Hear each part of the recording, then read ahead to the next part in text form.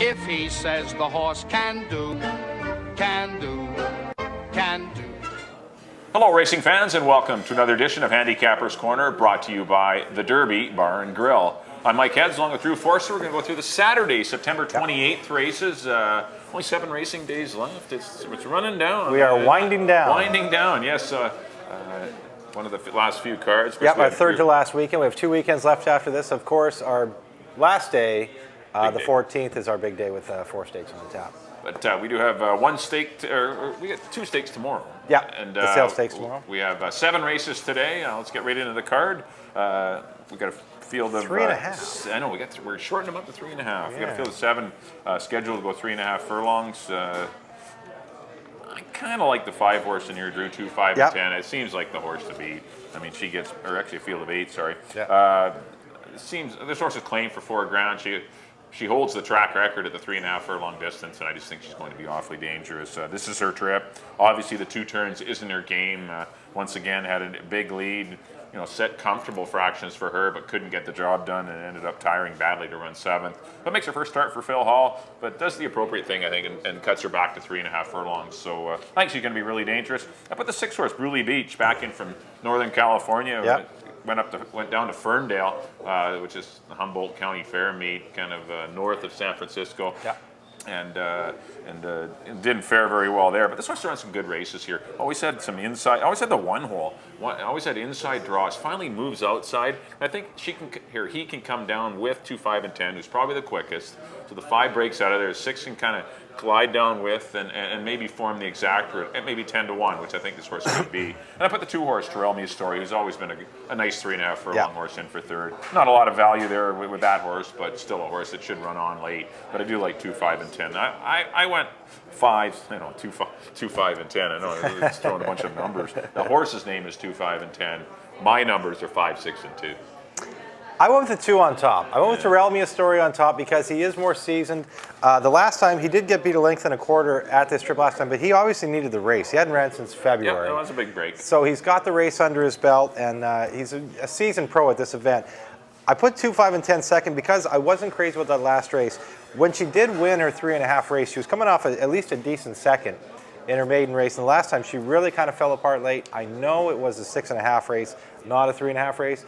But off of that, it just scared me a little bit, so I put her in the 2nd spot. Right. And in the 3rd spot, I put the 8 horse Susan's Luck out of the Jim Brown barn, who has never run 3.5, or she has. She's got quick though. She's got a win at a 3.5 a while back. Hasn't ran 3.5 yet this year, but she is quick enough that I think she could be part of the part of the try. Anyway. Part of the try, anyways. I got 2, 5, and 8 in the 1st.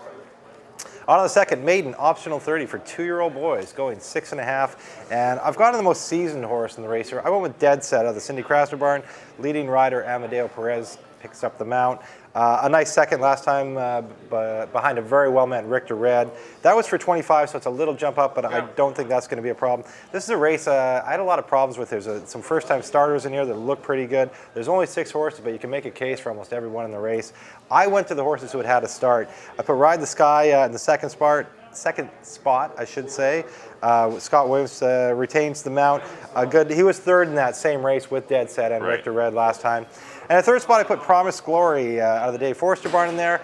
A horse who I believe was traveling well last time, and a horse broke down in front of him, and he went over top of the horse in front of him, lost his rider. You can throw that one out, but I did like the way he was traveling, so I think maybe he's got a little bit of an upside of the talent. Forster jumps him up from 12.5 to a maiden 30. That might have been just to get a race into him, but maybe there's more there. And I should mention there will be a rider change there. Robert Skelly has been injured. He's okay, but he will not be riding the rest of the season, so we will have a rider change on the 2 Promise Glory. All the best to Robert Skelly, getting better. Yes, I know. So, best wishes to Robert, injured in an off-track incident. He's broken a bone in his arm, and he'll be off riding for a while, but best wishes to Robert Skelly, but he will not be riding for the rest of the meet, as Drew said. I've gone to the 5 horse in here. I'm going to try Coffee Grinder. As I said, I could have made a case for a lot of these. Yeah, I think the horses that have started. You went with the horses that have run. I'm going to steer away from the horses that have run. Hamill shows up on this one for Craig McPherson. Excellent works. I think this horse is probably pretty live, as is the 3 Laguna Blaze, who was ridden Dead Set. The 4 horse was ridden by Antonio Reyes last time, and he shows up on Laguna Blaze. It's not always the right they're not always make the right choice, the riders, but I know when they show up in a first or like for Carl Austin, this horse probably can run a bit. And he's a son of Heat Seeker, as is Hope Seeker, who we'll watch tomorrow in the CTHS sales stake, and will likely be about 2 to 5 to win it, as he was on the board and run second in the BC Derby. But Laguna Blaze has got some nice work, so I'm going to give this horse a big chance. Expensive yearling purchase for the Lissagars, who race under the name of Century Plaza Stable. And I put the 6th horse, Ride the Sky, one that could move forward, just his first start of the year or in his career. So I'm going to give this horse a chance to improve. I think he's the best of the horses that have run. But I went to 2 first-timers. I went to the 5 Coffee Grinder. I'm going to go 5, 3, and 6 in the Saturday second. On to the 3rd race. I got, once again, 2-year-olds here. They're going to go 3.5, though.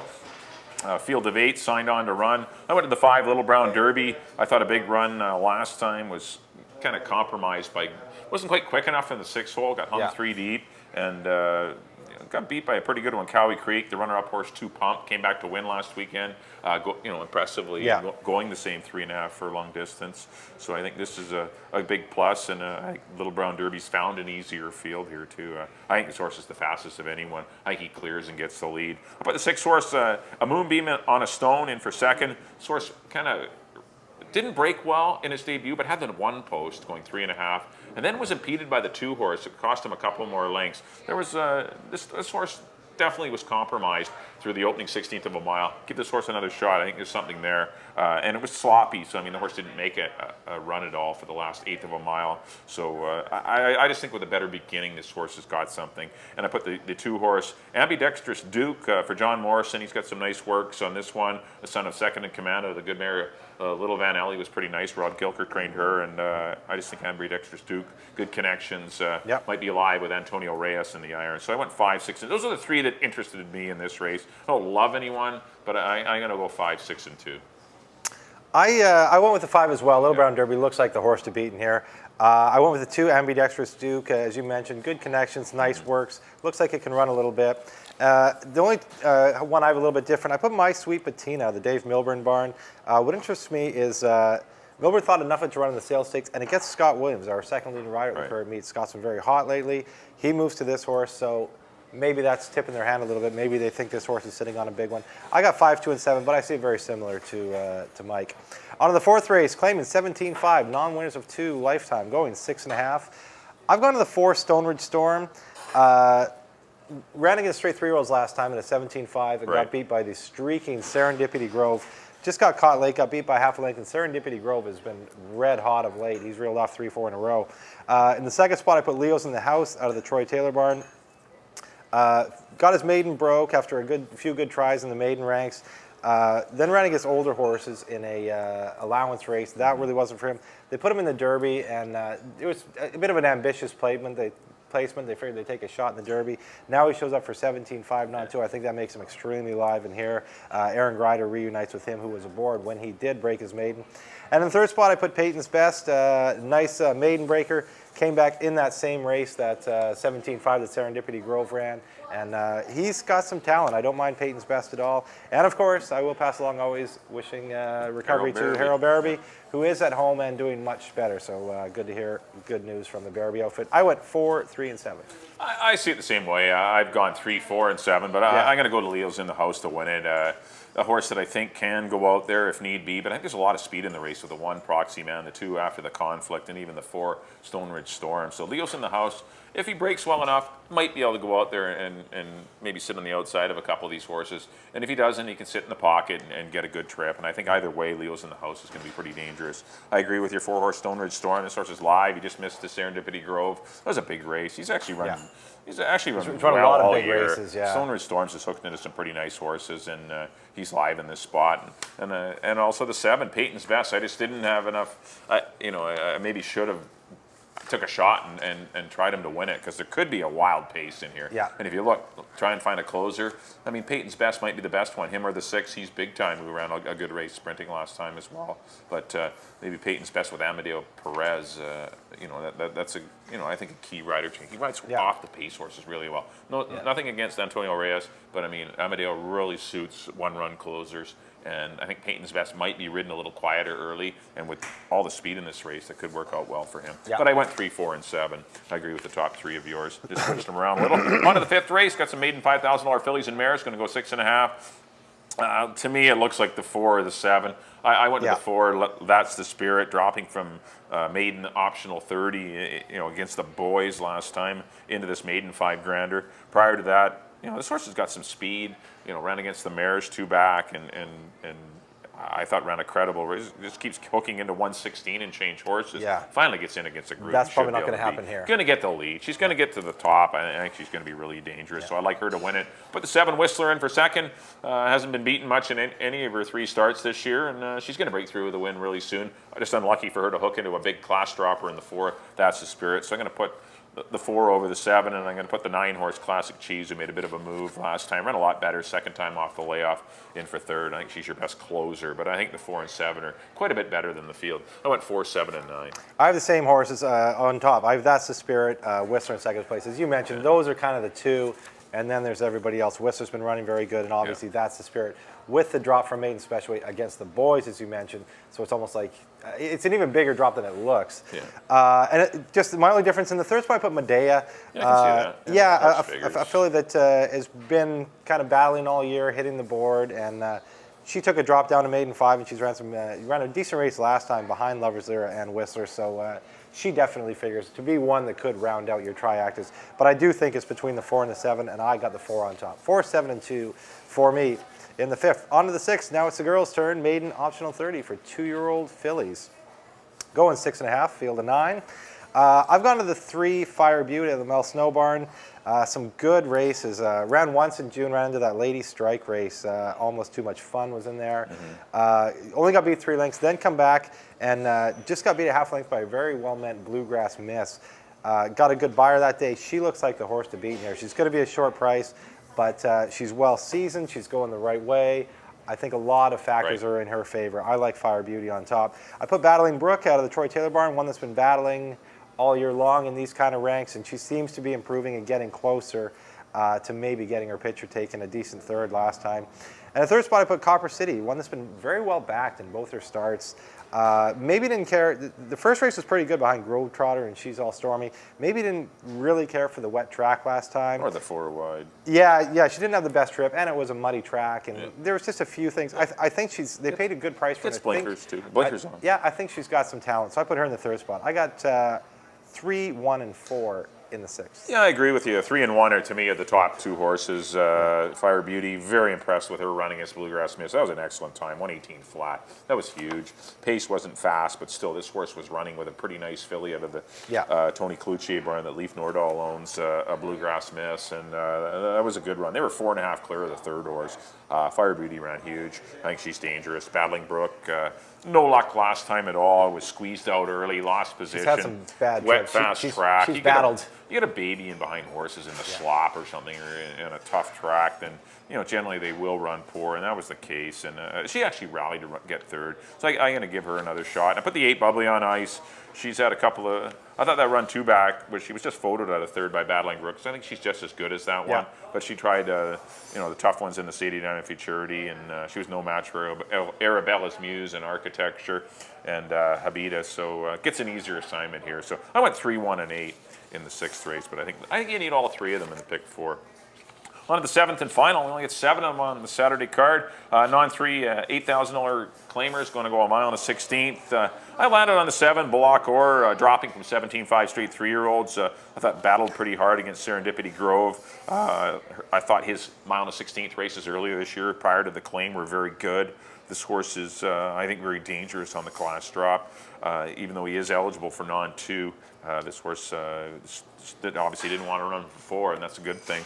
But the 2-horse, I'm Big Trouble. He just finished beating this horse, the same field. He was a non-2 at the time, and that's why he's still eligible for the race non-3. Looks like he's going to get another good pace. You got Timeless Storm in here, SR Rocket Man. Lord Harlow, even Bedroom Bully shows speed on occasion. So this should be a good pace for I'm Big Trouble as well. You know, with even Block Horse going out there. So I think he's live as well. And I put the 8 Lord Harlow, who's streaking. Every week he seems to run, he seems to win 3 weeks in a row. Yes. Let's see if he can make it 3 weeks in a row, Lord Harlow. So I'm going to put him in the 3rd spot. I went 7, 2, and 8. But I like the Lockor on the class drop. I do too. I got Blockor on top. He gets reunited with Grider, who was aboard for his maiden win. Grider was out of town last time, and Balgobin rode him, and it was kind of a funny race, right? He had trouble controlling the horse, and he kind of ran off down the backstretch. He was spotty, and I think with a little more, if he can gear him down a little bit more and get him to close, I think he's very tough in here, and I do think he's a horse that is better at a distance. So I like Blockor on top. I'm Big Trouble, obviously, is going to be dangerous in here. The horse that you had in the 2nd spot, I have him there as well. Just won this race, and because he'd only won one other one, he's still eligible. So obviously, a horse that's very dangerous in here. Those are my top 2 that I like by far the most. I couldn't decide a 3rd horse. I ended up on SR Rocket Man. He just got beat 3/4 of a length by. He ran good. He did all the fight. He did all the fighting on the head end. He did. He probably ran a better race. You know, if the truth be known, he probably ran a better race than I'm Big Trouble, even though I'm Big Trouble got the money. I'm Big Trouble did have the luxury to just kind of sit back and make a run and run him down late. But SR Rocketman ran a pretty hardy race, so I have him in the 3rd spot. I got 7, 2, and 4. And that'll do it for our analysis of the Saturday, September 28th. It is the 28th, isn't 28th, yes, it is. Up next on screen will be our selections. A quick recap. First, here's mine. Back in race number 1, I went to the 5, 2, 5, and 10. Got a bunch of 5s early in the card. I went 5, 6, and 2. Race number 2, I went to the 5, Coffee Grinder over the 3 and 6. Race number 3, I went to the 5, Little Brown Derby over the 6 and 2. Race number 4, the 3, Leo's in the House over the 4, Stone Ridge Storm, and the 7, Peyton's Best. Race number 5, the 4s, That's the Spirit. I think it could be a key in your pick 4. I'm going to try maybe key him or her today. 4, 7, and 9 for me in the 5th. In the 6th race, number 3, Fire Beauty over the 1 and 8. And in the 7th and final, went to the 7, Blockor over the 2 and 8. And on to my picks, there we go. In the first race, I went to the 2, the old veteran Terrell Mia Story over the 5 and the 8. In the 2nd, I went to the 4, Dead Set over the 6 and the 1.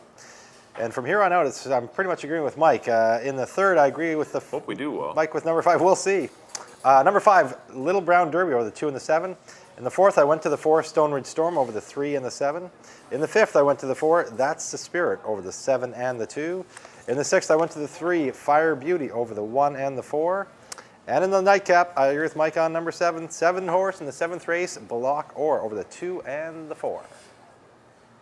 Well, that'll do it for the Saturday, September 28th edition of Handicapper's Corner, brought to you by Derby Bar and Grill. We'd like to thank everyone for tuning in. Don't forget racing tomorrow, Sunday, September 29th. 2 stakes races on the program, the CTHS Sales Colts and Geldings division, and the fillies, both for the 3-year-olds. Come a little light in the numbers. A little light in the girls division, but the boys race looks like a pretty hardy race, so that'll be interesting. Hope Seeker is going to be the heavy favorite off of his big run in the BC Derby. And the fillies division come up a little easy. A lot of horses that are taking steps up in class, but still it's not a super tough race. Actually ended up picking a maiden in that race. So aggressive, I like it. But we'll see how that works out. But don't forget, racing resumes at 1:50. 8 races on tap for the Sunday card. On behalf of Drew, thanks for tuning in to Handicapper's Corner. We'll see you next time here at the Derby Bar and Grill. Morning works look fine, you know the jockeys brothers are friend of mine.